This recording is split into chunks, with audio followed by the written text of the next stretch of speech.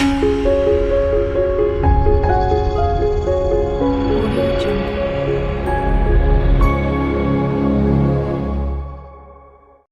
नमस्कार। दोस्तों आज हम जिस टॉपिक के ऊपर बात कर रहे हैं वो टॉपिक है बुध ग्रह के उपाय। उपाय करने से पहले बुध ग्रह के क्या ऐसे लक्षण होते हैं जिसको हम ये जान लें कि हमारी कुंडली में या फिर हमारे जीवन में बुध ग्रह जो है वो खराब चल रहे हैं। अगर आपके जीवन में भी बुध ग्रह की नेगेटिविटी जो है वो बढ़ चुकी है तो मात्र ऐसे छोटे उपाय क्या हैं जिनको करने के बाद आपके पीड़ित बुध भी आपको अच्छे फल जो है वो दे सकते हैं। तो दोस्तों एस्ट्रो गाइड मलिक में आप सभी का स्वागत।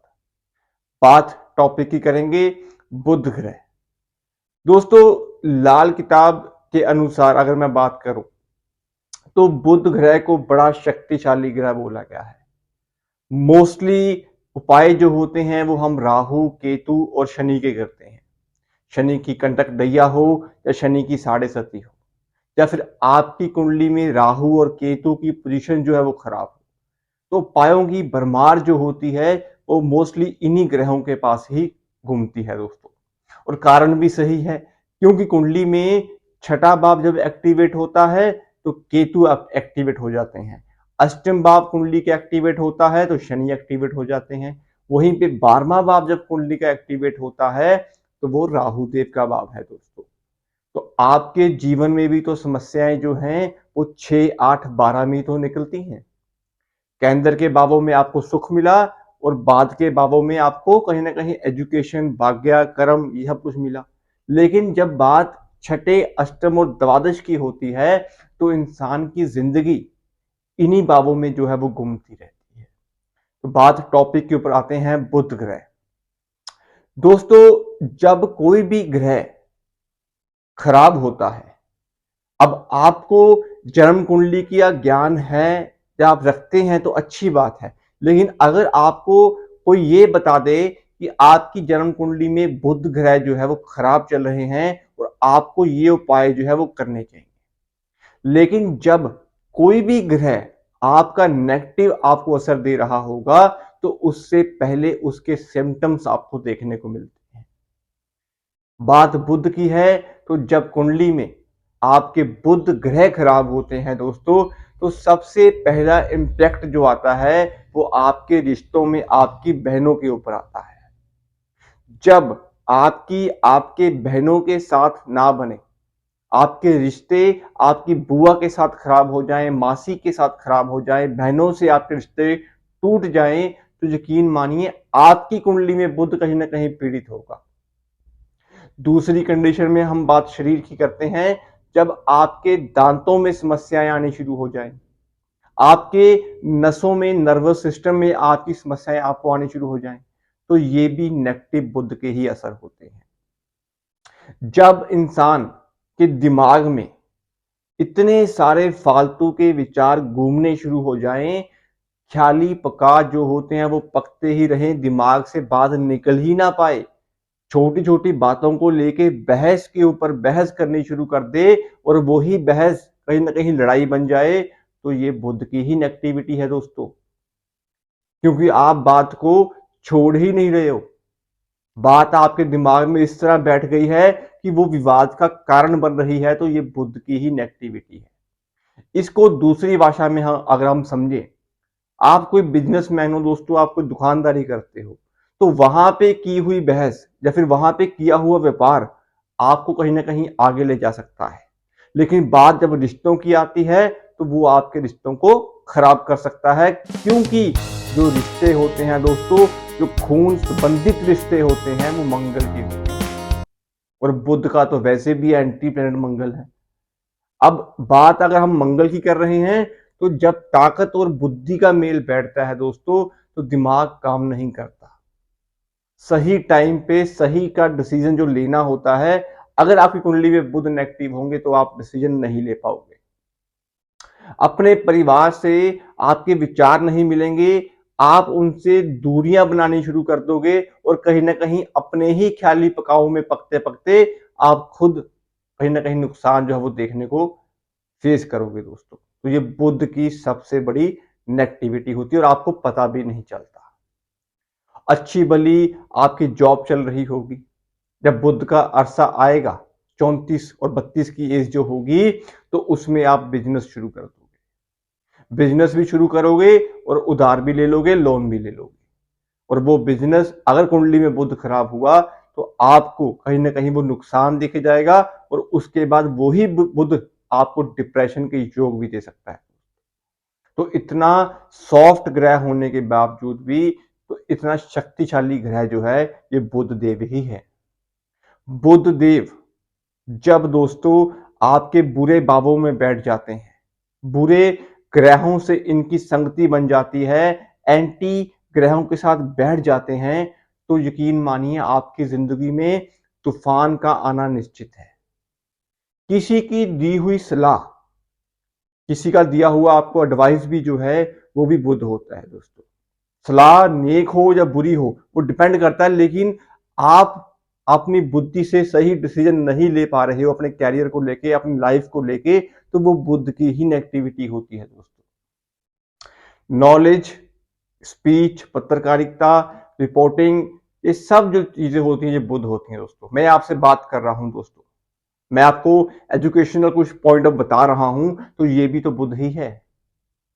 तो दोस्तों बेसिकली बुध को दुरुस्त करना बड़ा जरूरी होता है हमारी डेली लाइफ में, क्योंकि बुध का एंटी प्लैनेट्स जो दुश्मन ग्रहों में बनता है वो चंद्रमा है, और चंद्रमा आपका मन है, बुध आपकी बुद्धि है। अब यकीन मानिए जब खाना नंबर 4 में बुध देव बैठते हैं तो यहां पे ये राजयोग देते हैं इंसान को, दो तरफा इनकम मिलती है इंसान को। लेकिन ये भाव किसका है? ये भाव है चंद्रमा का। अब दूध में जब फटकरी हम डालेंगे तो दूध फट जाएगा। तो कहने का मतलब ये है कि जब बुध देव चौथे भाव में आते हैं तो खुद तो वो राजयोग देते हैं, इंसान दिमागी तौर पे या बिजनेस पॉइंट ऑफ व्यू से अच्छा होता है, लेकिन चंद्रमा का वो नाश करते हैं, तो मन से वो पीड़ित होता है। तो इसीलिए दिमाग और मन का जो खेल होता है, इंसान इसी में कहीं ना कहीं घूमता रहता है।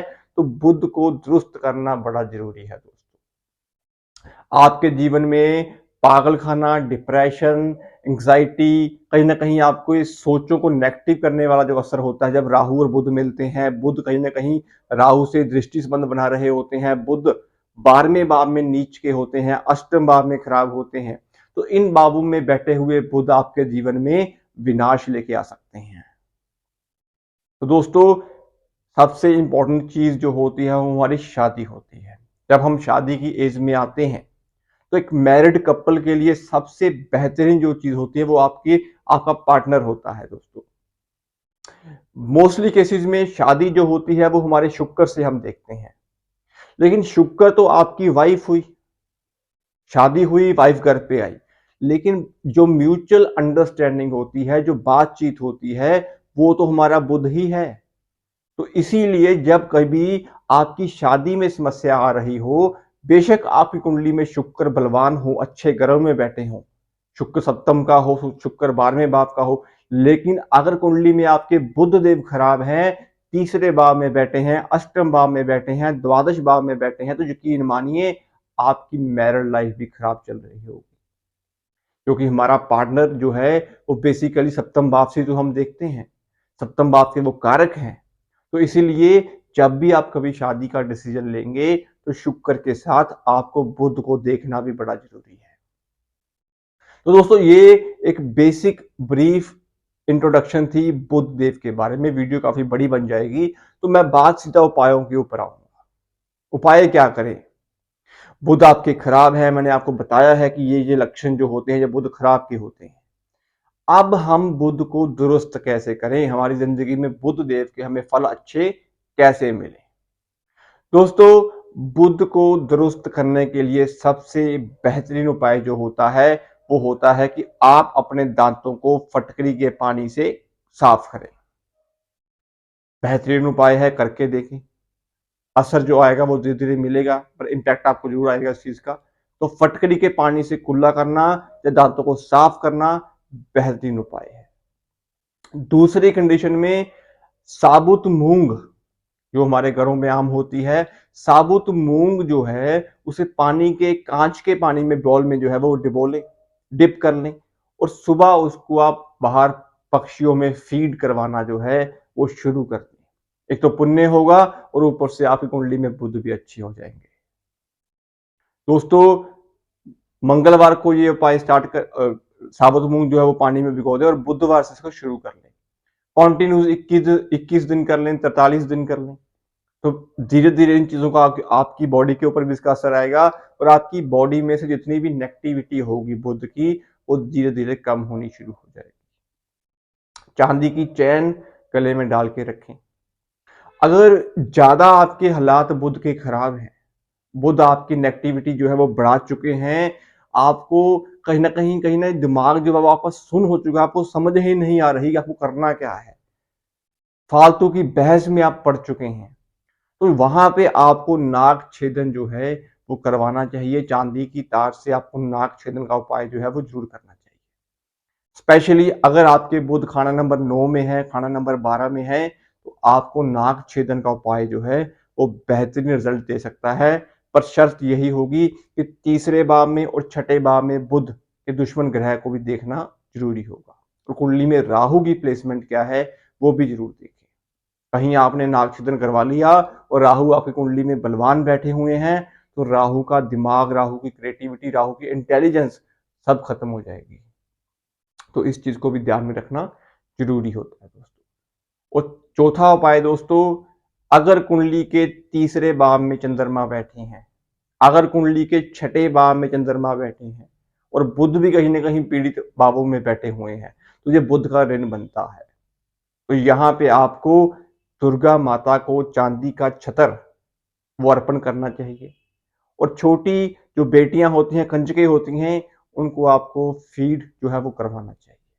तो इससे भी आपके रिश्ते, आपका व्यापार, आपकी बुद्धि जो है वो विकसित होगी और आपके परिवार में एक प्यार जो है वो बना रहेगा।